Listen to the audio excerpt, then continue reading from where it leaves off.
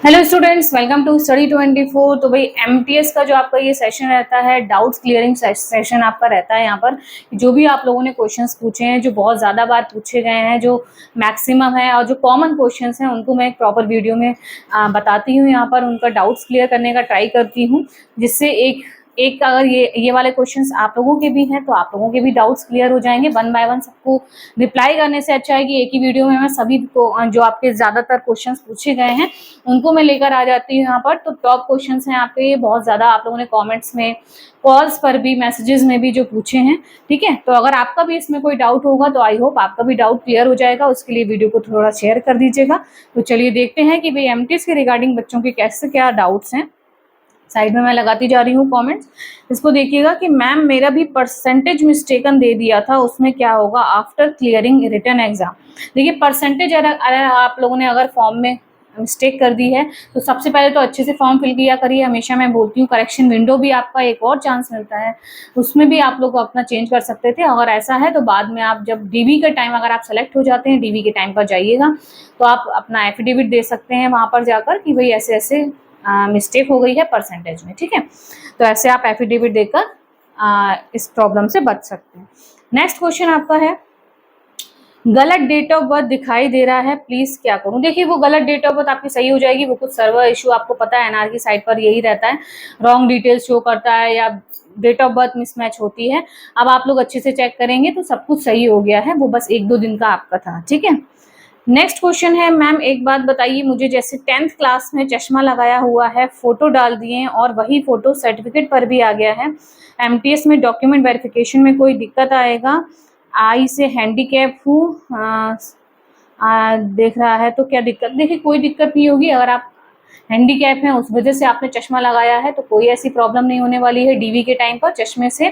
बाकी चश्मा इसलिए हटाने के लिए बोला जाता है, जैसे कि आपको पता है अब आपका ऑनलाइन ही फोटो होता है, ये स्कैन करके फोटो आप नहीं डालते हैं। ठीक है, तो उसके लिए ब्लर ना हो फोटो, बिल्कुल सब आपकी आईज वगैरह क्लियर दिखे, उसके लिए होता है कि कैप ना लगाएं या स्पेक्ट्स ना लगाएं कुछ आप अपने। लेकिन अगर आपका ऐसी कोई प्रॉब्लम है तो कोई ऐसी दिक्कत नहीं है। जो आपका एप्लीकेशन फॉर्म में आया है, एडमिट कार्ड में सेम फोटो है, कोई ऐसी डीवी में आपको प्रॉब्लम या चश्मे की वजह से आपको नहीं होने वाली है। ठीक है, नेक्स्ट क्वेश्चन है, मेरा आधार कार्ड में पिता का नाम और मार्कशीट में, अच्छा वंशो बंधु, मैम क्या कोई दिक्कत है? एसएससी, हाँ बिल्कुल, डीवी के टाइम पर आपको एफिडेविट लेकर जाना पड़ेगा कि भाई मार्कशीट में ये एरर हो गई है और आधार कार्ड पर ये है। आधार कार्ड में अगर आप चाहें तो फटाफट से सही करवा लीजिए।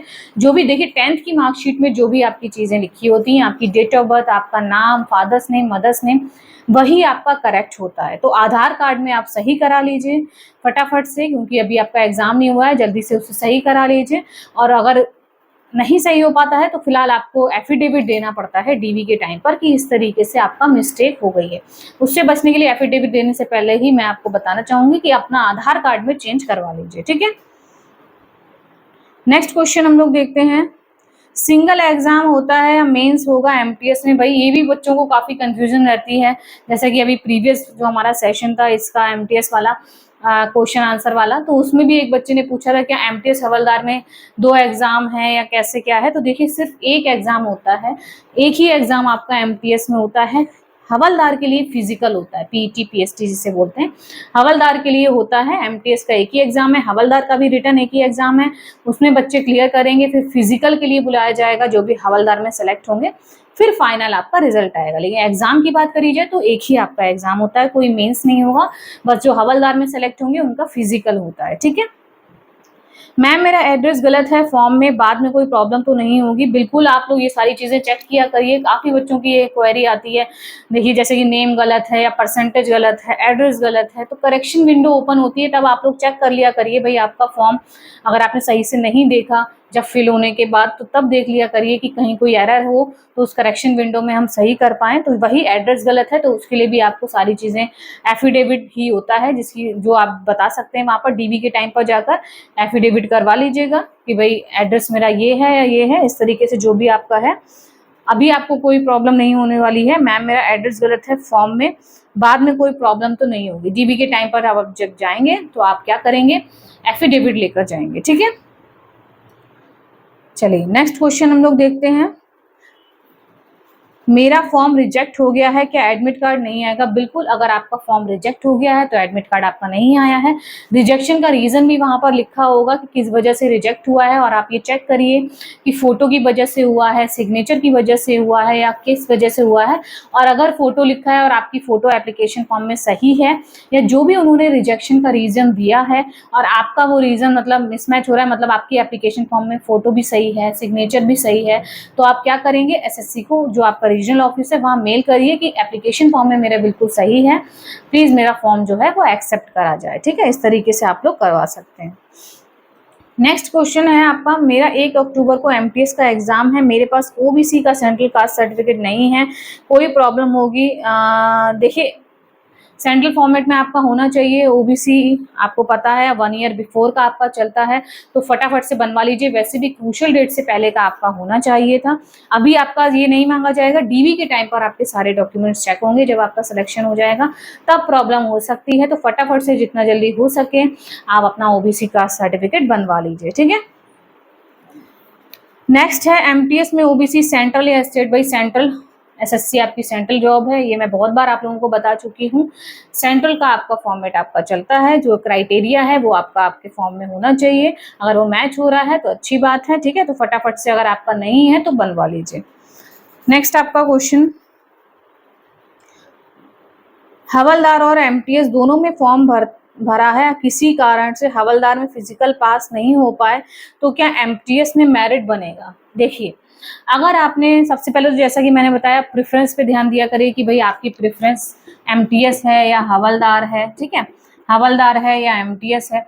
अगर आपने प्रेफरेंस को हमें आपका एमटीएस दे रखा है, और हवलदार में भी अगर आपकी प्रेफरेंस क्या है, हवलदार है। ठीक है, हवलदार आपकी प्रेफरेंस है, और आपने एमटीएस भी दे रखा है प्रेफरेंस में, फर्स्ट नंबर पे हवलदार है, हवलदार में आप सेलेक्ट हो जाते हैं और आप फिजिकल क्लियर नहीं कर पाते हैं, लेकिन आपका एमटीएस के लिए कैंडिडेचर रहेगा, फिर आपका एमटीएस में भी रिजल्ट आने के चांसेस रहेंगे, क्योंकि आपने एमटीएस के लिए भी प्रेफरेंस अपनी दे रखी है। ठीक है, तो इस तरीके से है, आप उसके लिए भी वैलिड रहते हैं।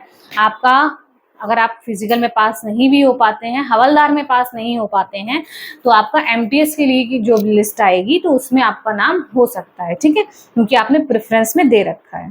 ठीक, चलिए नेक्स्ट क्वेश्चन है, एमटीएस के लिए ओबीसी सर्टिफिकेट स्टेट का चाहिए। देखिए, फिर से सेम क्वेश्चन, सेंट्रल का आपका चलेगा, डॉक्यूमेंट वेरिफिकेशन में बिल्कुल प्रॉब्लम हो सकती है, तो सेंट्रल का फटाफट से बनवा लीजिए। कैटेगरी मेरी ईडब्ल्यूएस है और मेरे पास विकलांग सर्टिफिकेट भी है, तो मेरी कैटेगरी कौन सी काउंट की जाएगी? ये विकलांग का अगर आपने कोटा ले रखा है, डेफिनेटली विकलांग से ही आपको माना जाएगा। ठीक है, लेकिन आपको वहां पर ईडब्ल्यूएस का कास्ट सर्टिफिकेट भी दिखाना पड़ेगा, और आपका जो हैंडीकैप सर्टिफिकेट है वो भी आपको वहां पर डीवी के टाइम पर दिखाना पड़ेगा। ठीक है, नेक्स्ट आपका क्या है, मेरा कास्ट एससी है और मैंने अभी तक सेंट्रल का कास्ट सर्टिफिकेट नहीं बनवाया है, तो फटाफट से बनवा लीजिए। जो भी आपके एससी एसटी के फॉर्मेट हैं वो एसएससी की साइट पर आपके दे रखे हैं, नोटिस में भी दे रखे हैं। ठीक है, वो बनवा लीजिए आप लोग, और प्रीवियस जो है वो भी आपका चल जाएगा। एससी एसटी में ज्यादा इशू आपका नहीं होता है, ओबीसी और ईडब्ल्यूएस में ज्यादा होता है। ठीक है, नेक्स्ट आपका क्वेश्चन यहाँ पर क्या दे रखा है, मेरे एमटीएस फॉर्म में डीओवी 15 फरवरी 96 की जगह 98 हो गया है, क्या मैं एग्जाम दे सकता हूं? भाई, ये तो आपका एरर हो गई है। इसके लिए आपको पहले देखना चाहिए था, रीजनल ऑफिस में मेल या एप्लीकेशन करके आप वहां जाकर भी करवा सकते थे इसको चेंज, क्योंकि जब आप एग्जाम सेंटर पर पहुंचेंगे वो प्रॉपर आधार कार्ड और application form, date of birth वगैरह सब चेक करते हैं, आपको फिर एग्जाम नहीं देने दिया जाएगा, आपको प्रॉब्लम होगी। तो ये चीजें आप लोग पहले से देखा करिए। अब इस रीजन की वजह से आपका क्या होगा, एग्जाम में प्रॉब्लम आ सकती है, वो आपको एग्जाम देने नहीं देंगे, क्योंकि आपने देखा होगा आधार कार्ड में वो जब आप लोग जाते हैं पूछते हैं भाई नाम बताइए, father name, date of birth बताइए, डेट ऑफ बर्थ मिसमैच होगी तो वो एक्सेप्ट नहीं, क्योंकि आपका एडमिट कार्ड में वही आएगा ना जो एप्लीकेशन फॉर्म में आया, और आधार कार्ड में अगर आपकी सही लिखी हुई है तो फिर आपको एग्जाम देने में प्रॉब्लम हो सकती है, वो एक्सेप्ट आपको नहीं करेंगे, मतलब वहां पर एग्जाम देने नहीं देंगे। तो ये सारी चीजें आप लोग पहले देखा करिए। अगर आपका एग्जाम अभी कुछ दिन बाद है तो आप अपना क्या कर सकते हैं, रीजनल ऑफिस में मेल कर सकते हैं, वहां पर डायरेक्ट जाकर भी एप्लीकेशन दे सकते हैं इस चीज को सही करवाने के लिए। ठीक है, चलिए, तो ये आपके कुछ क्वेश्चंस थे एमटीएस के रिगार्डिंग जो बच्चों ने पूछे हैं। सबसे ज्यादा देखिए कास्ट सर्टिफिकेट के रिगार्डिंग आया, mismatch, name mismatch, father's name या परसेंटेज एरर, इन सब चीजों पे आया। तो इन सब के लिए मैं यही बोलूँगी कि ये सारी चीज़ें तभी होती हैं जब आप लोग अच्छे से फॉर्म फिल नहीं करते हैं या जब करेक्शन विंडो ओपन होती है। एक बार सभी बच्चे देख लिया करिए कि कहीं कुछ मिस्टेक तो नहीं हो गई है, उसमें सही कर लेंगे, फिर कोई भी प्रॉब्लम आपको नहीं होगी, ठीक है। तो तब देख लिया करिए फॉर्म भरते टाइम, सारी जिम्मेदारी कैफे वाले को मत दे दिया करिए, उसका काम है भरना, उसको पैसे मिल रहे हैं, आपकी पूरी वो हो जाएगी। पूरा 1 साल बच्चों को लग जाता है, कभी-कभी रिजल्ट डेट आता है या डीवी तक पहुंच जाते हैं और फिर अगर आप नहीं सेलेक्ट हो पाते हैं तो बहुत ही वो होता है बच्चों के लिए। तो ये आप ही की मिस्टेक हो जाती है जिसकी वजह से एक सीट आप जो ले सकते हैं वो आपको नहीं मिल पाती है। तो यही मैं बोलना चाहूँगी, अच्छे से कोई भी फॉर्म आए अच्छे से उसकी डिटेल्स देखिए, क्रूशियल डेट से पहले के डॉक्यूमेंट्स देखिए, आपके पास हैं या नहीं है, फटाफट से बनवा लिया करिए क्योंकि लगभग 1 महीने का टाइम मिलता है कोई भी फॉर्म आता है तो उसको फिल करने के लिए, ठीक है। बाकी आपको अगर कोई डायरेक्ट क्वेरी पूछनी है, कोई डाउट पूछना है, कॉल पर मुझसे बात करनी है।